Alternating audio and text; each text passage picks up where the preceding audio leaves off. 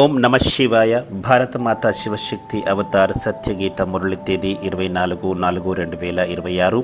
ప్రభాత పాఠము పూర్వ తేదీ 18/11/1968. ప్రియమైన పిల్లలు, స్మృతి యాత్రలో చాలా శక్తి ఉంది. దాని ద్వారా ఎంతో సంతోషం లభిస్తుంది. సంతోషమును మించిన ఆహారము మరొకటి ఉండదు అని అంటారు. మీ దుకాణానికి వినియోగదారులు వస్తూనే ఉంటారు. దాని ద్వారా సంపాదన జరుగుతూ ఉంటే ఎలాంటి అలసట కలగదు. ఆకలితో చనిపోరు. వారు చాలా సంతోషంగా ఉంటారు. మీకు అపారమైన లెక్కలేనంత సంపద లభిస్తుంది. మీరు చాలా సంతోషంగా ఉండాలి. ఓం నమ శివాయ. మీరు కేవలం తండ్రిని మాత్రమే గుర్తు చేస్తున్నారా, లేక మరేదైనా గుర్తుకు వస్తుందా? ఎందుకంటే పిల్లలకు స్థాపన గురించి గుర్తుండాలి, వినాశనము పాలన గురించి కూడా గుర్తు ఉండాలి. ఎందుకంటే ఇవన్నీ కలిసి కొనసాగుతాయి కదా. ఉదాహరణకు ఎవరైనా లా చదువుతుంటే వారికి తెలుస్తుంది, నేను లా చదివిన తర్వాత ఇల్లును నిర్మించుకుంటాను అని భావిస్తారు. లా చదివిన తర్వాత పాలన కూడా చేస్తారు. చదువుతున్న వారికి వారి భవిష్యత్తు కళ్ళ ముందే కనబడుతుంది. ఇప్పుడు మనము స్థాపన చేస్తున్నామని మీకు తెలుసు. పవిత్రమైన కొత్త ప్రపంచాన్ని స్థాపన చేస్తున్నాము. ఇందులో యోగము చాలా అవసరము. స్మృతి ద్వారానే పతితంగా మారిన ఆత్మ పావనంగా మారుతుంది. కాబట్టి మనము పవిత్రంగా మారి పవిత్ర ప్రపంచానికి వెళ్ళి రాజ్యం చేస్తాము. ఇదంతా కూడా బుద్ధిలో ఉండాలి. అన్ని పరీక్షల కంటే ఇది అతిపెద్ద పరీక్ష. అన్ని చదువుల కంటే ఇది ఉన్నతమైన చదువు. చదువులు అనేక రకాలుగా ఉంటాయి. అవి మనుషులకు నేర్పించేవి. ఆ చదువులన్నీ కూడా ఈ ప్రపంచం కోసమే. చదువుకున్న తర్వాత వాటి ఫలితం కూడా ఇక్కడే లభిస్తుంది. లాగాని మరేదైనా చదివితే దాని ఫలితం ఇక్కడే లభిస్తుంది. కానీ ఈ అనంతమైన చదువు యొక్క ఫలితము మనకు కొత్త ప్రపంచంలో లభిస్తుందని పిల్లలకు తెలుసు. ఆ కొత్త ప్రపంచము సుదూరంలో లేదు. ఇప్పుడు సంగమయుగం నడుస్తోంది. కొత్త ప్రపంచంలోనే మనం రాజ్యం చేయాలి. తండ్రి స్మృతి ద్వారానే ఆత్మ పావనంగా అవుతుంది. మనం పావనంగా మారితేనే ఈ అపవిత్ర ప్రపంచం వినాశనం కూడా జరుగుతుందని గుర్తు చేసుకోవాలి. అందరూ పవిత్రంగా మారరు. మీరు చాలా కొద్ది మంది మాత్రమే మారుతారు. ఎవరికైతే ఆ శక్తి ఉన్నదో వారు మాత్రమే మారుతారు.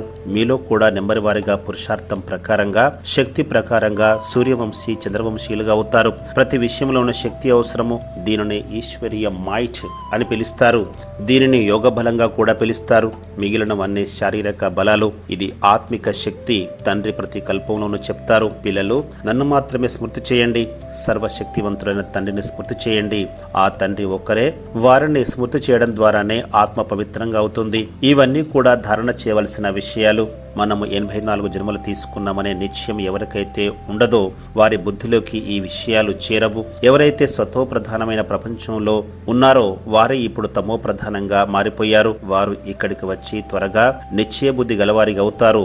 ఏదైనా అర్థం కాకపోతే అడగాలి. పూర్తి రీతిలో అర్థం చేసుకుంటేనే తండ్రిని స్మృతి చేయగలుగుతారు. అర్థం చేసుకోలేకపోతే స్మృతి చేయలేరు. ఇది చాలా సహజమైన విషయము. సతో ప్రధానంగా ఉన్న ఆత్మలే మళ్ళీ ఇప్పుడు తమో ప్రధానంగా మారిపోయాయి. ఎవరికైతే నిశ్చయం ఉంటుందో వారు 84 జన్మలు తీసుకున్నామని, తండ్రి నుంచి ఆస్తిని తీసుకున్నామని అర్థం చేసుకుంటారు. ఎవరైతే చదువుపై పూర్తిగా శ్రద్ధ పెట్టారో వారి అదృష్టంలో లేదని మనం అర్థం చేసుకోవాలి. కల్పం క్రితం కూడా వారు అర్థం చేసుకోలేదు. అందుకే ఇప్పుడు స్మృతి చేయలేకపోతున్నారు. ఇది భవిష్యత్తు కోసము చదువుతున్న చదువుకోకపోతే కల్పము వారు చదువుకోలేదని, తక్కువ మార్కులతోనే పాస్ అయ్యారని అర్థం చేసుకోవాలి. పాఠశాలలో కూడా చాలా మంది ఫెయిల్ అవుతారు. నెంబర్ వారిగా పాస్ అవుతారు. తెలివైన వారు చదువుకొని ఇతరులను కూడా చదివిస్తారు. తండ్రి చెప్తున్నారు, నేను మీ పిల్లల యొక్క సేవకుణ్ణి. పిల్లలు కూడా మేము సేవాదారులమని చెబుతారు. ప్రతి ఒక్కరి కళ్యాణం చేయాలి. తండ్రి ఇప్పుడు మన కళ్యాణం చేస్తున్నారు. మనము కూడా ఇతరుల కళ్యాణం చేయాలి.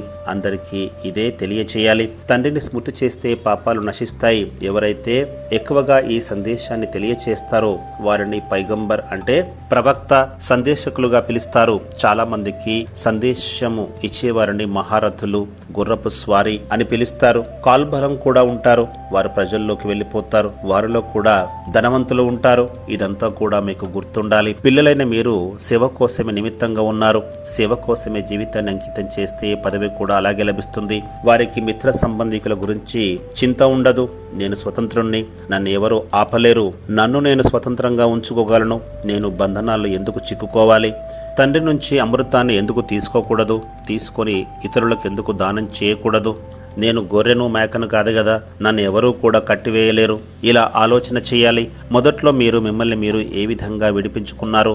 కొందరు ఏడుస్తూ అరుస్తూ అలాగే కూర్చున్నారు. కానీ మాకు దేని గురించి చింత లేదని పిల్లలు అంటారు.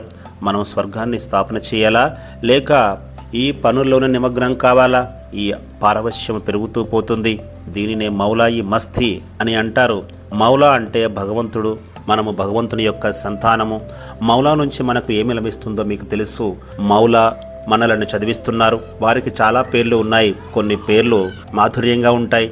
ఇప్పుడు మనం మౌలాయి మస్తులుగా మారాము. తండ్రి చాలా సహజమైన డైరెక్షన్ ఇస్తున్నారు. బుద్ధి కూడా అర్థం చేసుకుంటుంది. మనము తండ్రిని స్మృతి చేస్తూ సతోప్రధానంగా మారిపోతాము. విశ్వానికి అధిపతులుగా అవుతాము. ఈ తృష్ణ మనలో ఉండాలి. ఎల్లప్పుడూ తండ్రి స్మృతిలో ఉండాలి.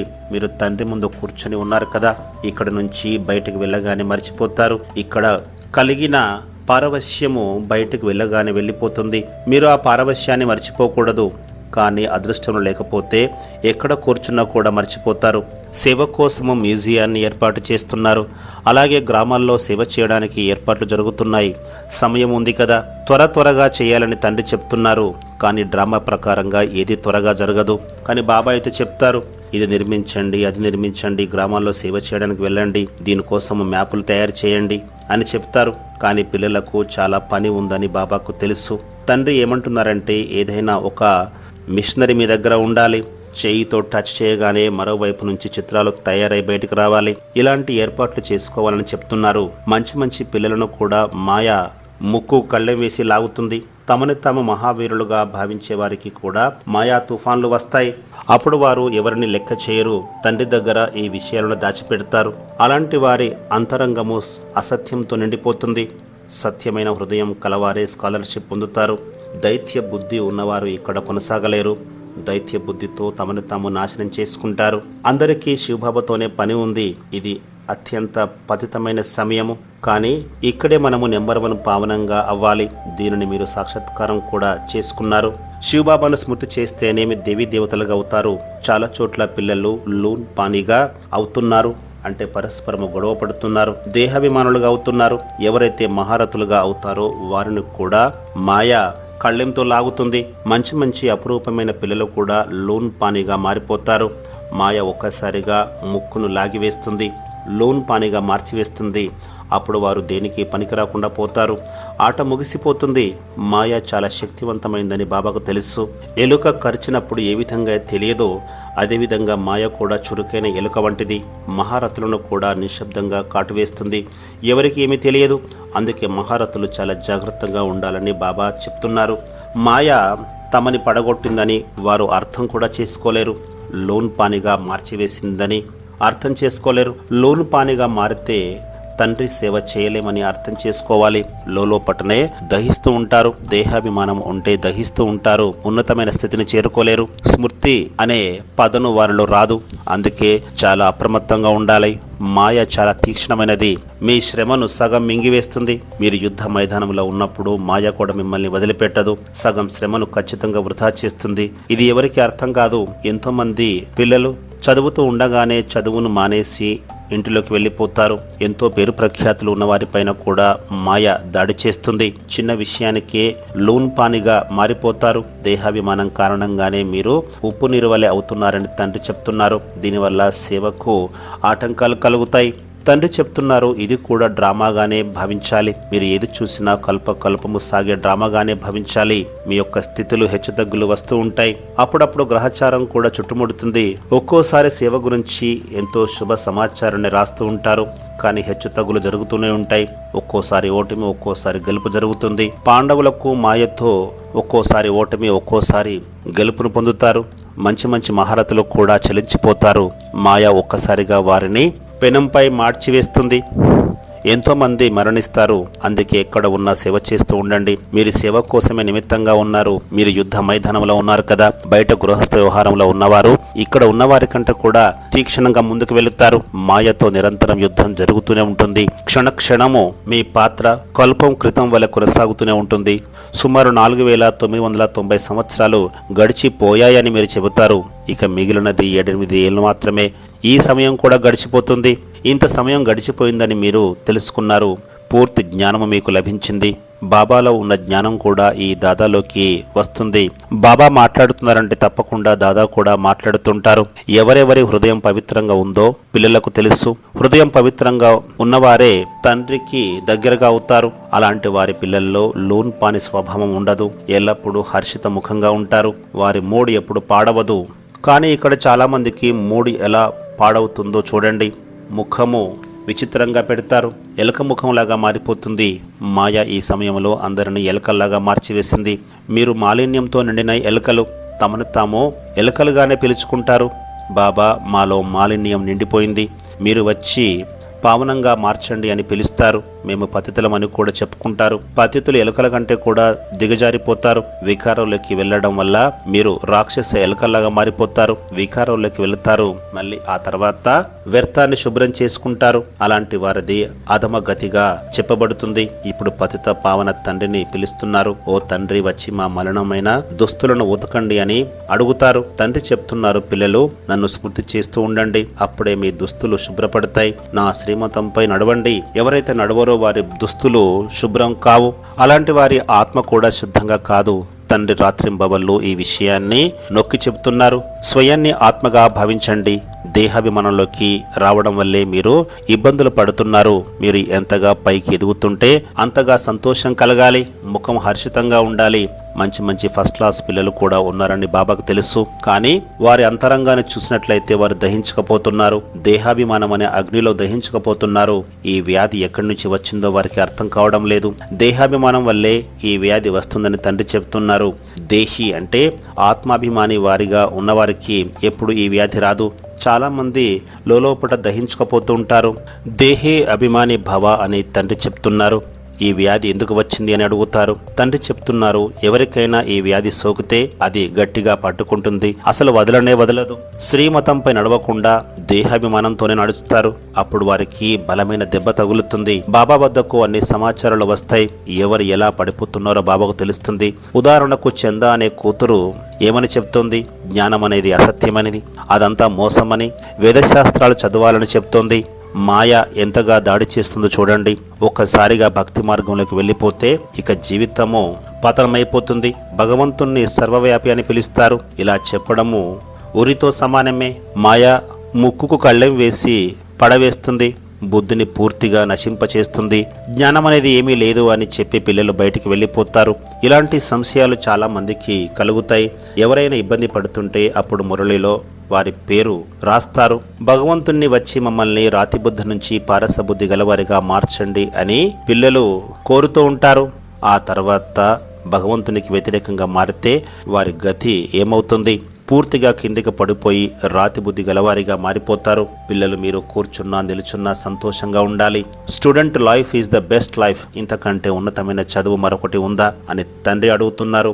ఇదే బెస్ట్. ఇది 21 జన్మల పాటు మీకు ఫలాన్ని ఇస్తుంది. ఇలాంటి చదువు పట్ల ఎంత శ్రద్ధ ఉంచాలి. కొందరు అసలు శ్రద్ధనే పెట్టరు.